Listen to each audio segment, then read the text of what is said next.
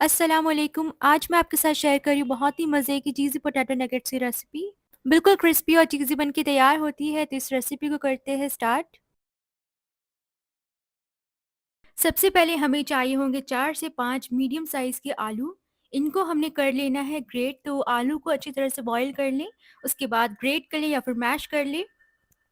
लेकिन ग्रेट करना ज़्यादा बेटर है, इससे कि हमारे जो पोटैटो नगेट्स होंगे वो इसमें लम्प्स नहीं होंगी। अच्छी तरह से ग्रेट हो चुकी है, तो इसमें हमने शामिल करने हैं कुछ मसाले। सबसे पहले इसमें शामिल करेंगे हाफ टी स्पून ज़ीरा powder,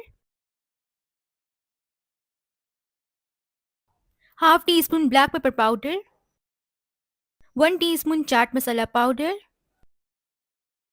half teaspoon red chilli powder या फिर टेस्ट के मुताबिक आप इसमें शामिल करें।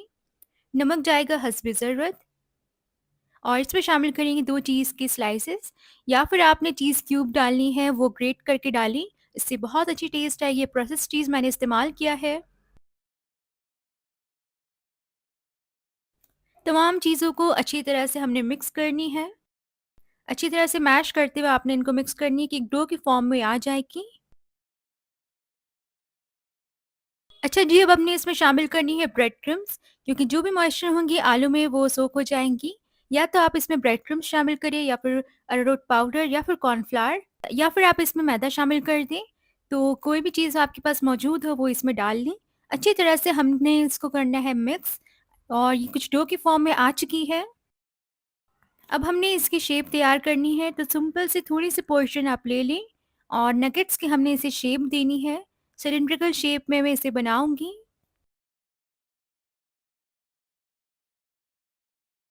या तो आप चाहे तो फ्लैट कर ले और कटर से कट कर दे, राउंड, स्क्वायर, जो भी मन हो आपका उस तरह से। तो एक यहाँ पे बन के रेडी हो चुकी है। इसी तरह से हमने सारी बना के रेडी कर लेनी है और शेप भी बहुत ही ईज़ी है, बनाना बिल्कुल भी इसमें मुश्किल नहीं है। एक-एक बनाते जाएँ और इसे रखते जाएँ। हमने यहाँ पे कोटिंग तैयार करनी है, तो यहाँ पे कॉर्नफ्लावर लिया है, इसमें शामिल करेंगे हस्बे ज़रूरत नमक और साथ ही में डालेंगे हाफ टी स्पून से थोड़ा कम चाट मसाला पाउडर। अच्छे से मिक्स कर दें ड्राई चीज़ों को। अब हमने इसमें थोड़ा-थोड़ा करके पानी शामिल करना है और एक स्लरी तैयार कर लेनी है।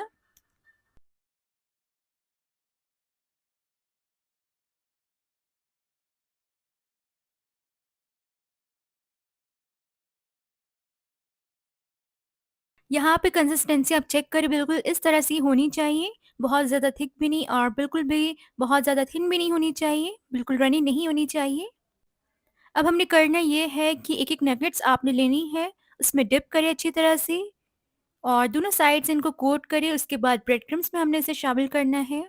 ब्रेड क्रम्स में डालने से ये बिल्कुल क्रिस्पी बनेंगे जब हम इसे फ्राई करेंगे। तो डिप करें पहले स्लरी में, उसके बाद ब्रेड क्रम्स से अच्छी तरह से इसे कोट करें स्पून की हेल्प से या फिर हाथों से ही। और अच्छी तरह से एक कोट हो चुकी है। इस तरह से आपने सारी कर लेनी है। बना के आप चाहे तो इनको फ्रीज़ कर लें बहुत आसानी के साथ। आप जब भी चाहे तो इनको निकालें डीप फ्रीज़र में और फ्राई करें, बहुत ही मज़े की ये लगती है। इस तरह से अच्छी तरह से कोट हो चुकी है। सारी साइड से कोट हो चुकी है, तो इसे हमने रखते जाना है एक-एक करके और एक साथ आप चाहे तो इनको डिप करें, उसके बाद ब्रेड क्रम्स में कोट करें।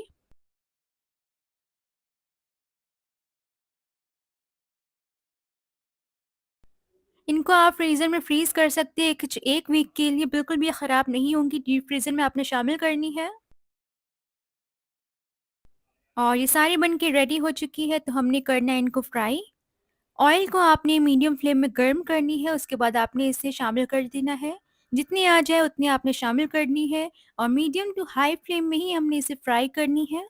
अगर आप लो फ्लेम करेंगे तो फिर ऑयल सोक हो जाएगी। इस बात का आपने ख़ास ख़्याल रखना है कि आपने इसे मीडियम टू हाई फ्लेम में ही फ्राई करनी है, क्योंकि सारी चीज़ें तो पकी हुई, जस्ट हमें चीज़ को मेल्ट करनी है और ब्रेड क्रम्स को बस हमने कुक करनी है। अच्छी तरह से ये 3 से 4 मिनट में फ्राई हो जाएँगे, तो इनको निकाल लेना है। इस तरह से जितने भी हो आपने फ्राई करते जानी है, तो बिल्कुल भी टाइम टेकिंग नहीं है। अगर वो फ्रीज़ वाली हो तो निकालें और डायरेक्टली फ्राई करें, बहुत मज़े की बनती है। बिल्कुल भी आपको टाइम वेस्ट नहीं होगी इस चीज़ में। अच्छी तरह से गोल्डन ब्राउन हो चुकी है, तो इनको निकाल लिया है मैंने। निकाल के किसी भी टिश्यू पेपर पे आप रख सकते हैं इसे, ताकि एक्सेस ऑयल जो है वो सोक हो जाए। तो जी, मज़ेदार सी बिल्कुल क्रिस्पी और अंदर से बिल्कुल चीज़ी बन के तैयार हुई हमारी नगेट्स रेडी हो चुकी है। इसे ज़रूर ट्राई करें, सर्व करें इसे टोमेटो केचप के साथ या फिर मेयोनीज़ के साथ, बहुत मज़े की बनती है। बिल्कुल आपको लगेगी कि ये कैफ़े स्टाइल बन के रेडी हुई है।